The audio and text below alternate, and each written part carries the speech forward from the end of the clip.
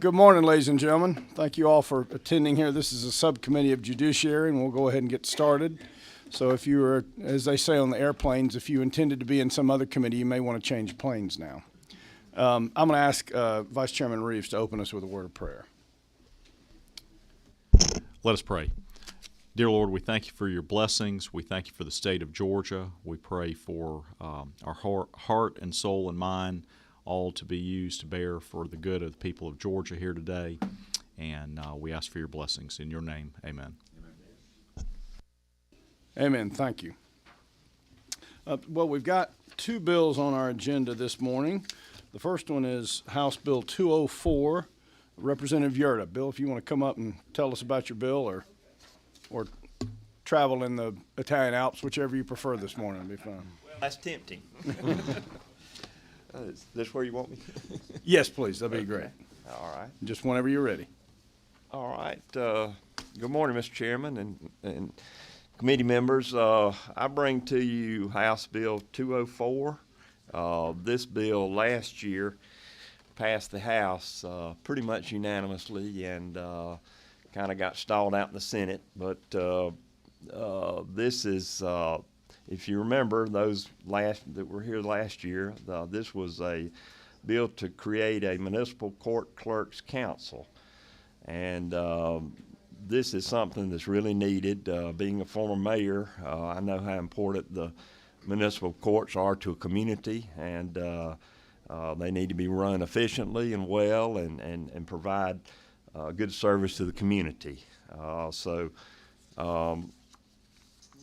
There are about 389 active municipal courts in the state of Georgia, and they're, as you well know, varied from Atlanta to the smallest cities. I think Atlanta meets at least has multiple sessions every day, and you know some of the smaller cities may have a municipal court every couple of months. So they all have to follow the same guidelines and laws. So you know, properly run municipal court provides, you know, public safety and improves the lives of citizens and inspires confidence in the leadership of the community. This will statutorily create this municipal court clerk council, and it's good to have that so they can apply for grants. One of the big things they're pushing is seeking grant money for the creation of a municipal court clerk certification program, this will help courts all over the state standardize and know what the rules are and you know, operate more efficiently and serve the public well. We also have some folks that would like to testify, and I'll ask Jason if you want to come forward and just if that's all right with the chairman.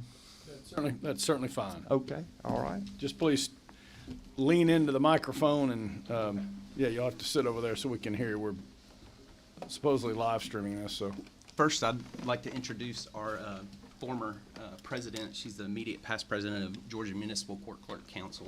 It's Christy Collier. Good morning. good morning.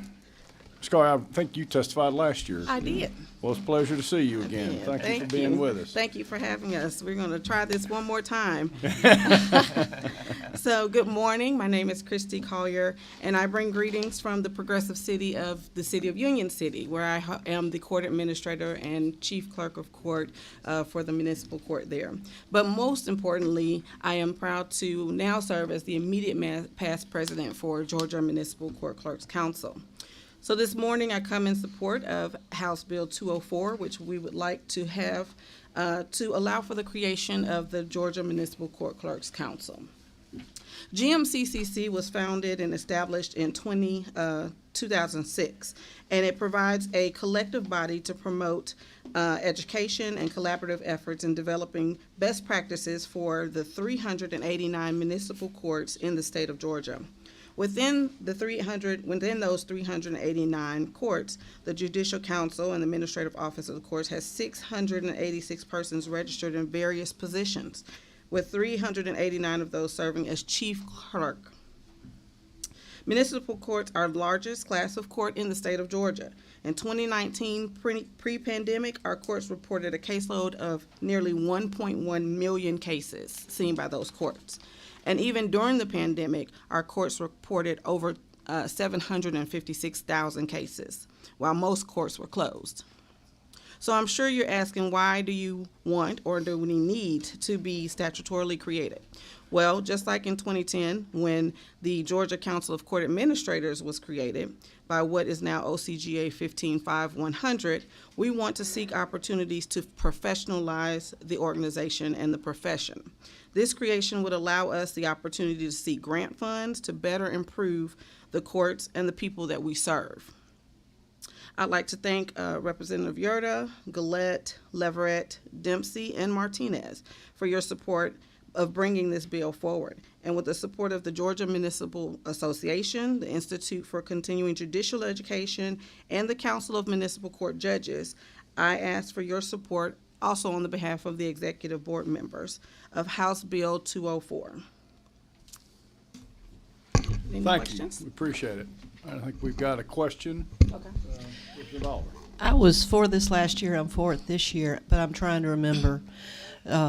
Is there a funding for the municipal council clerks today in AOC? No. Are you seeking funding? No, we're not. And this bill, if passed, authorizes you to proceed. Historically, it's been about retirement, creating retirement streams, but that's not in your agenda. Is it in this bill that authorizes that? No, no, we're just trying to professionalize. It's very hard to get grant funds if you're not professionalized, and we want to do that so that we can create a certificate program or certification program. That way that everybody is kind of on the same stream, right? I'm for you. Okay.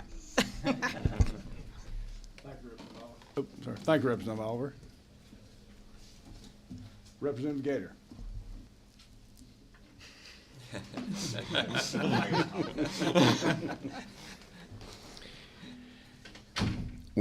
Lines 26 through 29 regarding the purpose, lines 26 through, hello? Yeah. Hello? Okay. Lines 26 through 29 regarding the purpose. I just heard your answer to Representative Oliver regarding the grants. As I see this, and please don't take it as adverse as the question comes out, why not just create a community or almost a compact amongst the entire municipal court system? It seems to me, based on 26 through 29, you're trying to do best practices and be able to ensure efficiencies across the entities. If people want to opt in, God bless. If they don't want to opt in, fine. But to add an additional, I'll say, layer inside of the government is the sole purpose because of the grants, or is there something that I'm missing? I'll answer. It is for the grants. Most that we've looked at trying to get so that we can put more money into educating. Some smaller cities don't have the funds. They only send their clerks to training, the mandated training annually. This would allow them to, if we had the program, of course, then we could make sure that smaller cities are covered. But to get those grant funds, we have to be statutorily created. We can't. Oh, May I jump in? I'm Jason James. I'm the court administrator for the city of Hiram, Georgia. I don't know if you're familiar, but statutorily, the chief clerk is the only person in a municipal court other than the judge that's mandated to go to training. And as a new chief clerk, it's 16 hours. Each year, it's only 8 hours. So for a lot of the smaller cities, it's hard to convince a council to send our deputy clerks to training because it's not required. So this would give us a little more heft when we go to our councils and say, we need our staff to be trained. We need them to go to these trainings. So that's the impetus for me to get involved in the legislative committee and bring this bill before you. okay. Thank you. Also, a lot of these positions, they have multiple other positions in the cities, and especially in smaller communities. So this will really help in that regard. Thanks. Any other questions from the subcommittee? All right. Well, thank you all very much for your testimony. Do we have anyone else to testify to this bill today? Nobody? All right. All right. I have a motion due pass. Do I have a second? Second. I have a second. Any discussion? All in favor? All opposed? Passes unanimously. Awesome. Thank We'll you all for recommend your do support. pass to the full committee. Thank you. Thank you, Representative Yoder. All right, the next bill for consideration today is HB 254, which is Representative Jenkins' bill. So if you'll come forward, please, sir.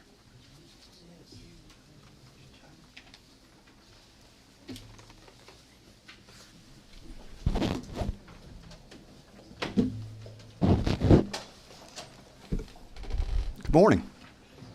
Good morning. Here, if you probably look like you probably want a microphone. Okay. All right. All right, go ahead, David. Yeah, so we're here to, I'm here to present House Bill 254, currently working off LC number 472217S. So the bottom line up front is that this bill will change the criteria used to select legal organs, and it will also, in Section 1 and in Section 2, it will address how we can move forward in the event an error is made in an advertisement that's currently required to be run in a legal organ. So basically, we're here because, and I know we've all heard, probably if you've been here more than this session, and we talked about this last session, so I won't belabor a lot of the background, but basically, you know, print media is changing in the state of Georgia. Before I started talking, I decided to Google up and get some background, and I just came up with my Google search. AJC plans to discontinue daily print editions. Print journalism's fading echo. Vanishing readers and journalists. 46-year-old Georgia newspaper stops print edition. So it's just the reality of the world we live in, that we're in a changing media market. And what's going to come out of that, I'm not even going to guess, but we do know it's changing. And to put it in the simplest terms, this primarily affects rural Georgia because 1 goes to 0 a whole lot faster than 3 or 4. So that's the simple thing that makes this a big factor in rural Georgia. So as we look for solutions to this problem, though, we realize that we are tinkering with something fundamental to our liberty. Our forefathers, in their distrust of government, put the First Amendment first, and the media's role in shedding the light on what government does, and this is fundamental to it. So it's something that we don't take lightly when we look into, but. Through a lot of discussion and brainstorming, we've come up with what I think is a good solution that preserves the intent of what's happening here, and kind of brings it forward into the era that we're living in today. So I'll just kind of go into the details here at this point. Section 1. There is, and I won't belabor this. We can talk about it if you want to, but I'll just speak in generalities that there is a criteria for selecting a legal organ, and traditionally this was basically done. Obviously, it specifies who does it in the county government, and then it has qualifying measures in it so that we can ensure that the paper that's selected is robust enough to do that job. Again, with what we're finding in rural Georgia is that there just are no papers that meet that requirement. So this first section changes that criteria in the event that there isn't a paper that is robust enough to meet that requirement, that basically states in the first section that it must have at least 100 copies per issue, or per 100 page circulation in the county needs to be 100 per issue. In the event that it does not have 100 per issue in the county, then it lists the officers that can select a paper that doesn't have that. and then that will terminate in the event that a paper, a more qualified paper appears. So that's Section 1 in a nutshell. So Section 2 deals with what do we do if a legal organ does not publish an ad as it is supposed to publish it. So again, we're losing a lot of papers in rural Georgia, but we also have a lot of papers that are struggling, and I would say they're degraded. I can say that about the one in my community. They're getting by, but they aren't what they used to be, and they're having a hard time. So I think that would be what I would tell you is what's leading to a lot of these failures. The research that I have for this, and I could have gone farther, but I saw all I needed to see, is out of Columbia County, sorry. And we have a county manager out there gave us 20 occurrences in the last 5 years, and I got a list. Y'all are welcome to look at it at your leisure. That just says what happened, what was not printed like it was supposed to be printed, and the results, what that caused. So basically, this addresses that. So this basically allows us that the county still has to pay and advertise in the legal organ as in accordance with Georgia law. And again, if you're in a place with a healthy newspaper and you're good to go, that's probably all you'll ever have to do. But if for some reason that ad does not run as it's supposed to, or there's an error, rather than the legal process that's put in place that ad supports, then basically we have some things that we can do so that occurs as planned. And so what that means basically is that within 2 business days of the original publication date, this can be put on electronic media. The county website. There's also let me make sure to say it right. I don't want to say the wrong thing. It's run by the Georgia Press Association, Georgia Public Notice website, and it can be put on those websites, and that will satisfy the requirement of running in the legal organ, even if the legal organ fails to do that, and the process can continue uninterrupted, and all the consequences associated with that won't be felt by the local community. And it further says it has provisions on how that digital site has to maintain that posting and such as that. So that concludes my presentation. I didn't go in deep on that, but I will if you like, pending your questions. All right, thank you.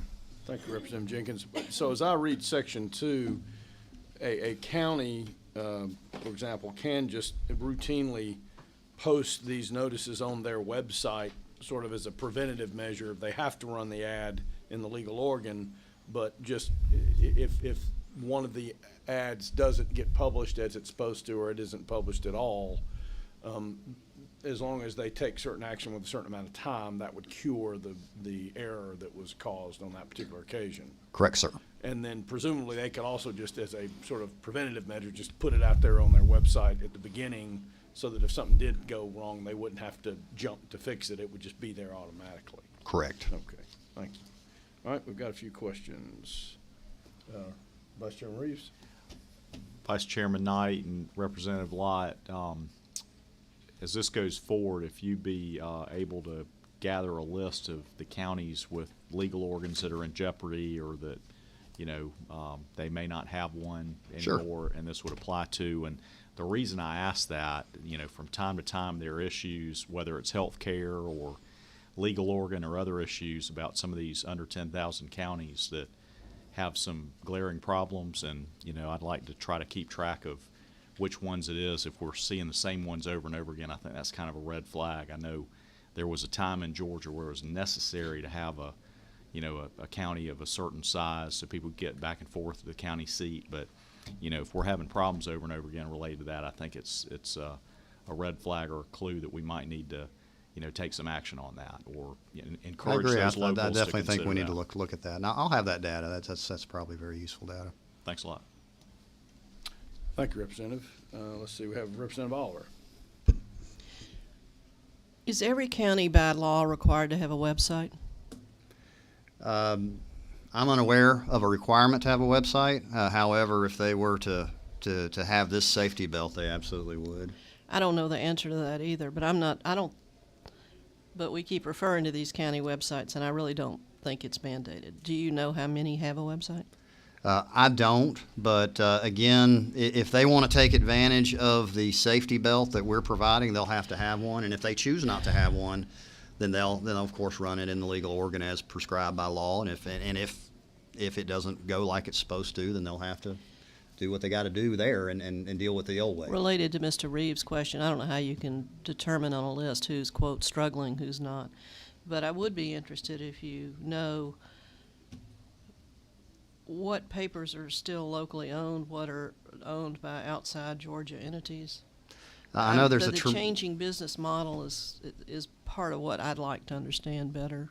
Right, and I do know there's a lot of consolidation. Our paper, and I guess something I should have mentioned, the examples that I have here from Columbia County, the paper in question just closed. This had been happening this is a 5 years worth of data on a paper that has just closed its doors. So, I know in my community the paper is owned by a company that owns them all over Georgia, and I think that's not uncommon. But that's something we certainly could look at. I don't know anymore whether there's one company that owns a majority of newspapers in Georgia or whether they historically. I know it's changing, and it relates to this bill, and I'm just curious if anybody knows. Thank you, Madam Representative. Representative Jones? Thank you, Mr. Chairman. And this might be a question for Leg Counsel, but on line 42, conspicuous,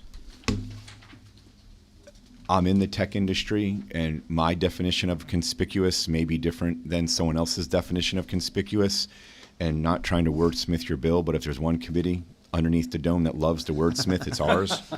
I'm just wondering, and this might be more of a question for Leg Counsel, do we speak to on the home page or within 2 clicks or something to the effect to make sure that someone does not bury it 14 clicks down? And let's face it, that is no longer a notice to the public, but rather you buried some information that frankly you did not want the public to know about.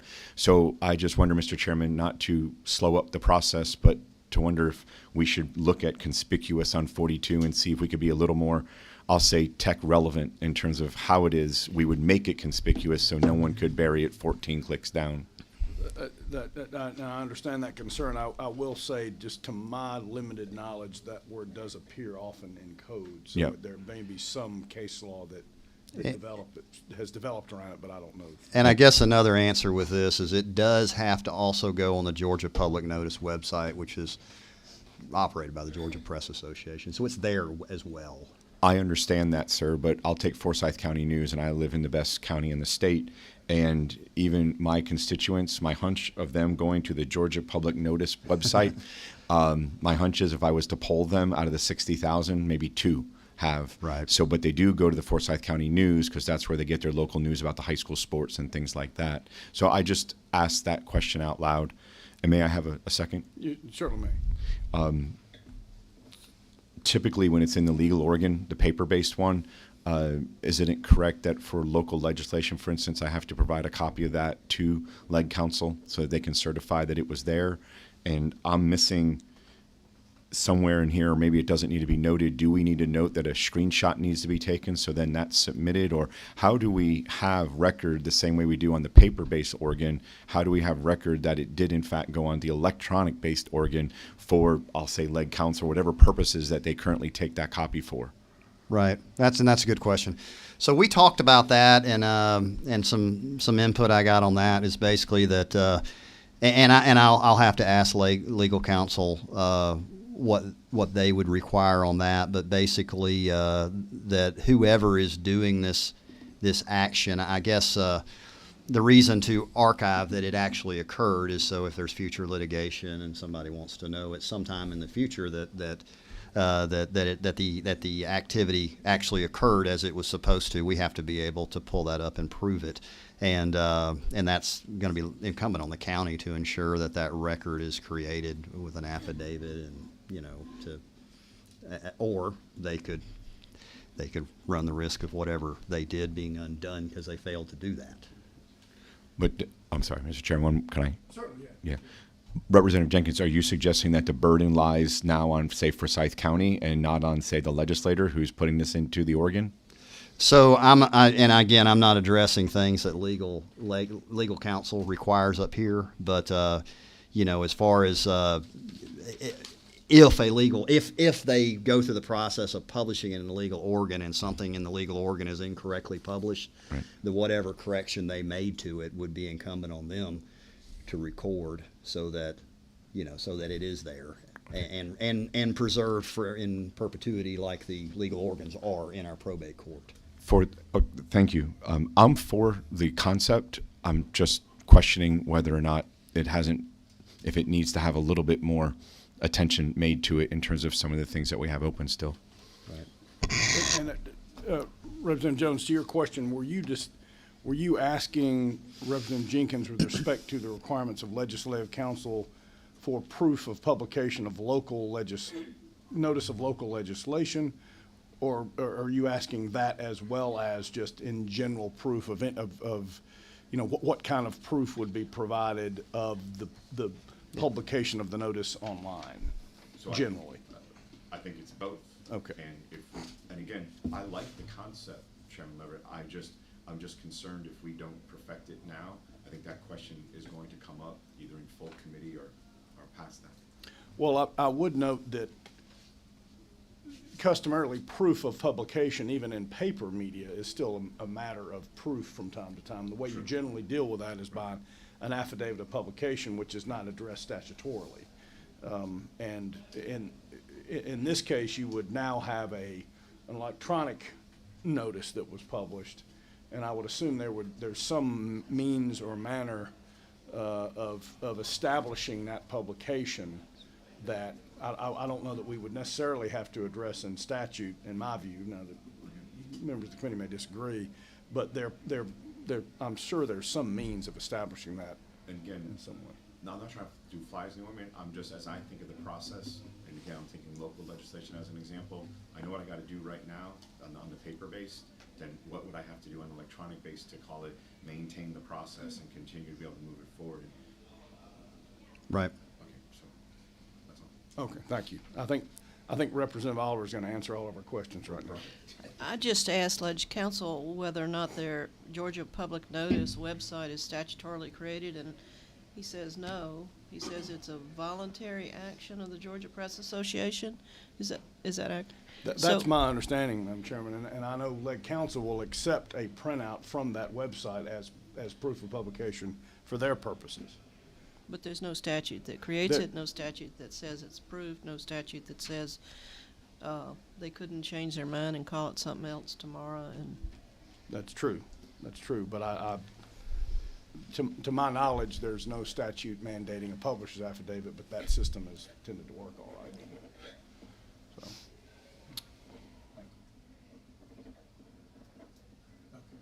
I was going to.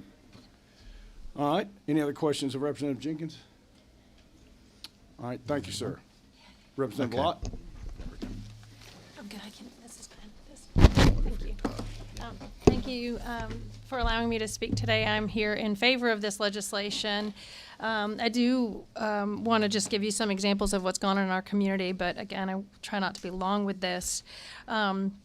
Just one example, he's clearly stated, I am from Columbia County, Georgia, where he had referenced the list. We've been tracking this since 2018, and we were a more than 100-year-old newspaper, the Augusta Chronicle. That was not my legal organ. We were a branch of it, the Columbia County News-Times. It printed once a week. The Augusta Chronicle sold to Gatehouse Media, who also who publishes throughout the state of Georgia 3 daily and 5 weekly newspapers in Georgia. Athens Banner Herald, Augusta Chronicle, Savannah Morning News, Columbia County News-Times, the News Informer, Bryan County Now, Effingham Now, Sylvania Telephone Weekly. And I say that to say this is one example of some of the issues that we've been having. And I'll give you, and again, we've been tracking this since 2018. We have many, many, many examples of things within licensure, zoning, and procurement that did not go out on time with one of the larger newspapers in the state. And an example being, we send on the date of May 26th, please run the advertisement for June 1, 8, 15, 22, those 4 dates. On June 1, when it doesn't hit the paper, we send an email that says, can you please advise, explain why it was not run in the newspaper. And then that was June 1, the day it was supposed to run. They respond back, June 1, sorry, we were unable to do it. And then we ask for it to run on June 8, 15, 22, and 30, the 4 dates that we needed. And we get a response back on June 7. Sorry, we're having issues. The below ad cannot run starting 6/8. Are there alternate dates that this can be published? But we have many, many, many examples of this, and it halts what's going on. Questions, I would like to answer a couple of the questions that came up. The point of this part 2 of the legislation is to make sure that there is a backup and only a backup. So nothing changes. The requirement for your legal organ today will be the requirement for your legal organ tomorrow. After this legislation, the way that it is tracked and reported is exactly the same. They have to put it in their newspaper. And the only variance to that by this legislation is that they have now the newspaper, if it does not run, has to within 2 days put it in those locations that we just discussed, the public notice website. The newspaper has to do that within 2 days. Get it into their newspaper, their next running of their newspaper. Some of the legal organs are not daily, but they have to put it on the public notice website, and they have to. What was the third thing that they were opted to do? Oh, put it on their own newspaper website. The county may, and if a county does not have a website, that's irrelevant for the most part, but the county may put it on their website. And what this legislation is stating is that those count as the original date request, because we have pushed back road work by months to be able, by weeks, by the time we've made 2 errors along the way. And then you're three weeks out before we can make movement. So what we were trying to do with this legislation was keep the legal organ, pay the legal organ, give them a backup, which is, okay, you've made the error, but in this legislation it allows that error to go, so they have to make those postings within 2 days, but it allows the date to count as the date they were supposed to have run it on that first day. You're talking about folks that don't necessarily use the online sites. It's still going in the legal organ. It's still going in the newspapers, and we have a requirement for that. And if there's any other questions, I'd be happy to answer. But I thank Representative Jenkins for carrying this legislation. I thank you all for hearing it. This has been a conversation we've been having for many years, and we do appreciate our legal organ, but we cannot rely on them entirely. And we've lost businesses and frustrated, and some of the list that he did reference, that we have a list of many. They took notes on the businesses that were frustrated and wrote down in the comment sections, applicant is an attorney, and stated that they have to deal with other legal ads not being advertised as well. They took notes through all this. And so we do this regularly. And we're just trying to find the solution to it counting. We put it in, we did our work properly, and now we're relying on print media to get it right, or halt government. And what do we do about that? Thank you. So, and to your point, I think I may have said something that misstated the bill, but as you pointed out, this is sort of a fail-safe. This is an escape hatch if a mistake is made. And in section C, lines 44 through 54, that's a sort of a curative action that the paper that made the inadvertent error could take. Mm-hmm. And then you define the term website broadly enough where it not only includes a website that a county or municipality maintains, but website of that legal organ or of another paper that's not a legal organ, or the Georgia Public Notice website. So all of those are sort of available avenues to to back up the legal organ or cure. In addition to, and really that's what we're trying to do. We, for the first time here, the Georgia legislature is trying to make websites inclusive. And as spoken before, notice came out last weekend that my legal organ that we've been talking about for weeks put out a notice this past weekend that February 8th was their last day. And which leads to part one of this book, of this bill. What do you do when your legal organ goes away? Yeah, And what I think there was a Burt allowances are Bacharach given? song, wasn't it? Yeah. So, did and I would note too, because is probably the most little known fact in this building is that I actually am proud member of the Columbia County delegation, and that is one of the more densely populated and growing counties in our state. And if they're losing a legal organ, Houston, we do have a problem. 160,000 and growing at this moment, yes, and we've lost our legal organ this week. And for the record, we have an incredible digital newspaper going in our area. We have, because our Augusta Chronicle moved into this Gatehouse Media, they have lost, and I don't have that exact numbers, but the membership is subscription rates are very low on the Augusta Chronicle, what was once our news source. And now we have an fully online news product. I don't know what you call it, but all of my news is online now. They do not have a paper print at all. So really, in our conversations throughout the Capitol and with other folks that have gone through this in their county, it's to say we need to have an open mind to what is happening. We want to keep our legal organs if they're available, but we've got to start at least thinking that the digital options are available for people to be able to see those. Right, as an To alternative see means those advertisements. of providing notice to people. That's the whole point of it. And more people in my community would actually see the notice on an online setting, including the legal organ, than they necessarily will in paper right now in my county. Thank you. I see Whitmer Shiva, Representative Oliver, you had your light up. Are you? How many counties have lost their newspaper out of 159? I do not. I will. And the most. Yeah, we can find that information out. Likely, mine was this weekend. So they're rolling along fast and all the time. Again, a county of 160,000 people lost theirs this week, February 8th, last day. Whitmer Shiva. Thank you, Chairman. I think we've got somebody in the room that knows the answer to that. Reagan Marsh has shared some of that information with me, but this happened in my county. On one Sunday, the 100-year-old paper just said no more. And if you advertise illegal, how that puts you at a disadvantage. And so that was the impetus for Section 1 of the bill. And I empathize with the position of the author in Section 2, and I think that is a good compromise position. I may disagree with the characterization that more people may see it online, because the provision of, unless you're searching the legals, it seems to me, just from a practical standpoint, that the paper, if you have a subscription to, it comes to your house, whereas with the online version, you have to go seek it out, right?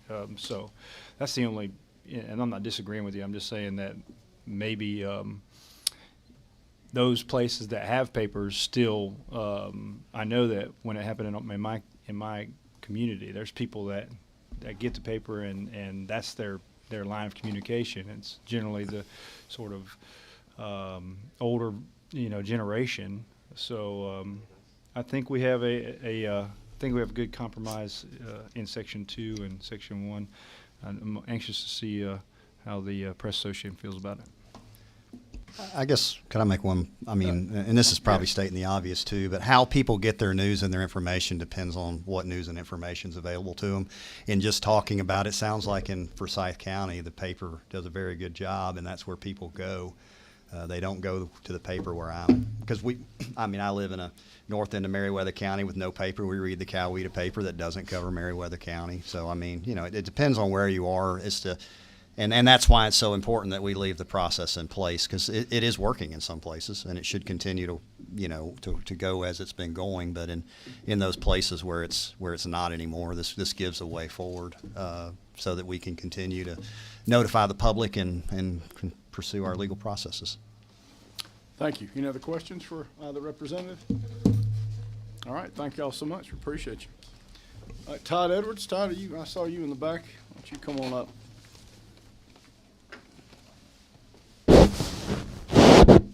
Mr. Chairman, I do have just a few handouts. I haven't covered all your questions, but these are just the list of legal organs by county.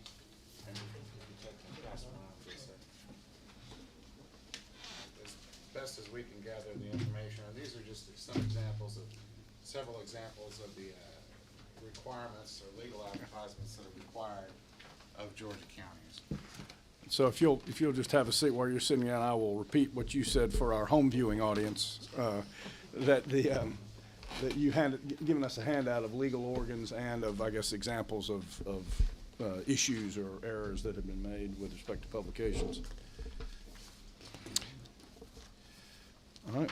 Why don't you go ahead and just, as they like to say in court, state your name for the record and then proceed with your testimony. Thank you, Mr. Chairman. I'm Todd Edwards. I'm the Deputy Director for Governmental Affairs at the Association County Commissioners of Georgia, and we are in support of House Bill 254. I think the sponsor of the bill and Representative Lott did an excellent job in explaining some of the issues that we've encountered. Up front, there was a bill, I believe, sponsored last year from there that what it would do is, within a county where there's no otherwise qualifying newspaper, it would allow the judge of probate court, the sheriff, and clerk of superior court, or the majority of these officers, to designate a temporary paper. Section 2, we're very interested in as well. In most counties across Georgia, the newspaper publishes once a week. You'll see that as evidence in the handouts that I put. It takes longer planning on behalf of county staff to get these notices out in time for the numerous requirements we're required to put in the legal organ. And sometimes counties make errors in this regard, and that's on them. But sometimes, on the other hand, they may have followed the rules, got it in on time. It's supposed to be published on a certain date, and for one reason or another, there may be an error on the legal organ's part. These can happen for various reasons. It may be a small operation, something happened in the family, something happened with the computers. These things happen, mistakes are made. What this legislation does in front of you, as Representative Lott stated, is not alter the current process. The advertisements are submitted to the organ. They are to publish them. Usually it's agreed upon a certain date. And this is a fail-safe, so to speak, Mr. Chairman, a backup. What we've tried, what the bill attempts to do is, just in case somehow that the advertisement isn't run, that this could be a backup. There's questions on, how many counties have a website. We don't know that. That is one of many options. If that's a problem in the bill, relying on the county website, we're happy to go from ACCG's perspective with the legal organs website. But I would like for that language to be kept as a shall instead of a may, because ultimately, if they're responsible, we've got to ensure that somehow this gets out in a timely manner. There are other questions that were asked, is how many papers, legal organs are in jeopardy or in trouble across the state. I don't know the answer to that. There could be 10, there could be 15. Each year we try to track this. We can't do it every year, but it changes. It's a changing landscape. How many times do errors occur? I guess the question was, how many times do they have to occur before we realize that there's a significant challenge or problem in the state of Georgia that needs to be addressed? And we've been trying to address this for many years, admittedly, thus far, unsuccessfully. We would, frankly, we've had a majority of our members want to go to a totally digital or online format. That's not politically feasible, I don't think, up at the General Assembly. This is the next alternative. If this doesn't suffice to meet errors or omissions or delays in public projects, then we're open to suggestions on how this bill can be improved. A lot of times when we hear back from counties, it's variances or zoning issues. This not only impacts local government business, but developers, landowners, Again, we're not against legal organs, we're not against the process, we're not against transparency. We're just trying to find a backup when, in fact, on some of these occasions, it fails to get run and impedes county business and impacts the public. And we're asking your assistance in that regard. Thank you, Mr. Chairman, members of the committee. I'll be happy to answer any questions. Thank you, Mr. Edwards. Yeah, and I think it is, I think Representative Lott tried to make the point, but it really is consequential for a county if it slows down a project or if it can result in having to totally rebid the project from the beginning over. It can delay the construction. We know what kind of costs that can bring about, especially these days where construction costs seem to be increasing daily. That is correct. Some of the larger ones, I guess, variances, zoning matters, we have to do on logic and accuracy testing for voting machines, on polling locations. We've got to do a 5-year history for the tax digest to send out. Any of these can be delayed, again, through no fault of the county's own, and perhaps something, an oversight on behalf of the legal organ. These things happen. We're just, again, looking for a backup. That's correct, Mr. Chairman. I should say, in tribute to my local organ, the Overton Star and Barbara Slay there, that anytime I have called them on a Wednesday when the paper comes out angry about the fact that they didn't publish my ad, I would soon realize that it was because I forgot to send it to them. And that's true. And we're So that, I was going to say, there's just nothing like having your righteous anger totally deflated from you when that happens. But I know, except for where the situation involves me, it's usually my failure. With a lot of other people, it's not. There's some blame to go around on the legal organ side too. Yeah, and again, I made sure I stated up front, mistakes happen on our county's part as well, and you know, they're not asking to change that. It doesn't run it. I mean, on our fault. That's on us. Right. Understood. As counties. Any questions for Mr. Edwards? I don't see any. Jim, did you want to say anything? Mr. Chairman, Jim Thornton with the Georgia Municipal Association. I think Mr. Edwards just wanted me to tag along with him today, let y'all know that the GMA is supportive of this. As he indicated, from our perspective, it's mostly about creating a safe harbor to try and avoid delays in zonings and licensing applications and so forth. Certainly, in the modern media world, people don't get their news from just one source. They tend to get it from multiple sources. So having multiple sources, the legal organ, the websites that they maintain, as well as the city and county website, makes sense. In zoning issues, posting a sign is oftentimes the most effective way to generate a crowd at a zoning hearing, is to have a sign go up in the yard. And I think there was a question asked about proof, and that's typically how our cities document for their file. They post the sign and they take a picture of it in the yard. They cut the ad out of the newspaper, and I think they would exactly take a screenshot off the website. Ultimately, if someone challenges the zoning, they would have that all in their file to say, look, we did all of these various things, and notice was provided to the public. So it's burdens on them to prove that they did provide the statutorily required notice, but this just provides a safe harbor mechanism that if something that is within the control of the city or the county government, being their website. All right, great. Thank you. Any questions of Jim, Ms. Thornton? Okay, no questions. Thank you, gentlemen. Thank you. Did anybody else here want to testify to this on the topic of this bill? Doesn't look like it. I didn't want. Oh, I'm sorry, Mr. Reagan. Georgia Press Association, we're happy to answer any questions if you have any for us. Robin, you want to come up?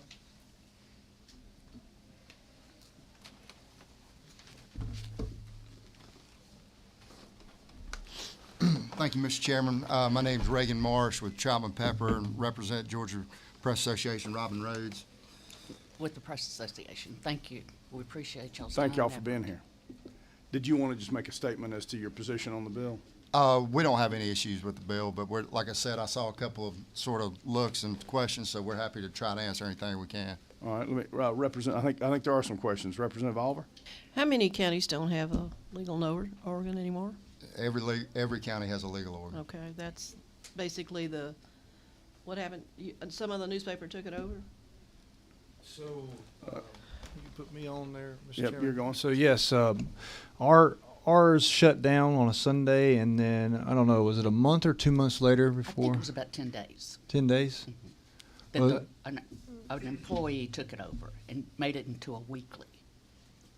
A weekly instead of a daily? Correct. Right. All right. So when it shut down, we couldn't run any legals for another month. Is that correct? That's correct. Yeah, so you shut down business for a month.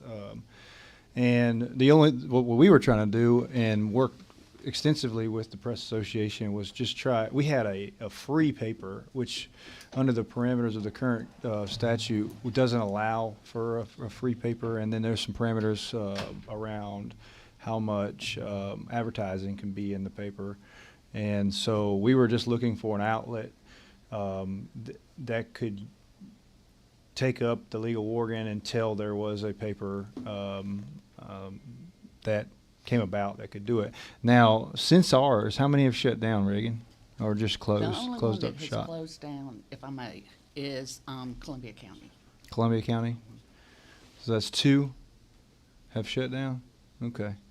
Is there a trend of papers lessening in subscription? Is there what? Is there a trend of papers lessening in subscription? Sure. I mean, and that's why they've created an online presence. Your local community newspapers are pretty much, oh, I'm sorry. Your local community newspapers are owned by local people. For instance, let's just say Community Newspapers, Inc., Dinkney Smith. Yes, they own, 15 newspapers, but they have their local papers. And like Representative Lott said, Augusta, Savannah, those papers are owned by a hedge fund. Mr. Morris sold them. So so I want to be clear here. Like I said, the newspapers in my community are coveted by the subscribers. But in the instance when there is a interruption, we need to have a way to notice, and also Correct. if there is an issue with the publication, then it shouldn't be on shouldn't be the burden of the person that did their work to sort of be delayed. And would you agree with that? Yes, sir. And one more question, if I may, Mr. Chairman.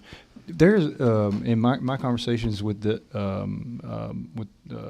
Press Association, there's a statewide legal notice website, correct? Correct.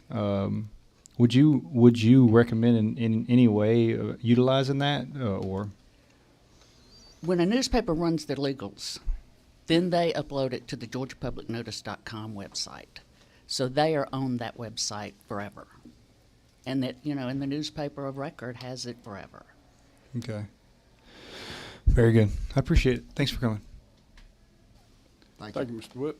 We'll have one more question. Sure. Vice Chair Reed. More of a comment than a question. I don't want to slow us down too much from finishing this hearing, but my question earlier for the sponsor was related to counties, not legal organs.